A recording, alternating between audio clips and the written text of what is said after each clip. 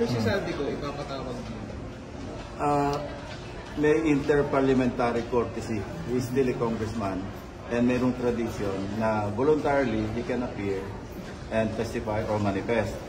Pero to send an invitation or even a subpoena, hindi proper. Sir, kahit ganito na, sir, ganito kasi seryoso yung allegations against kanya. Well, regardless, kasi yan ang tradition eh. Dinatnan na namin yan dito. Nangyari yan before sa, I think, sa drugs issue, no? Na ako yung chairman ng public order. Nag-request si then Congressman Veloso kasi his name was mentioned. So pinibigyan ko. And then I gave him first track. Nag-manifest. Ganun lang.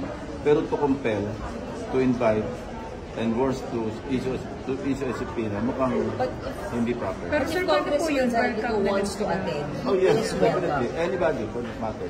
Any communication since last night, sir, with Congressman Zaldi? Wala akong ever.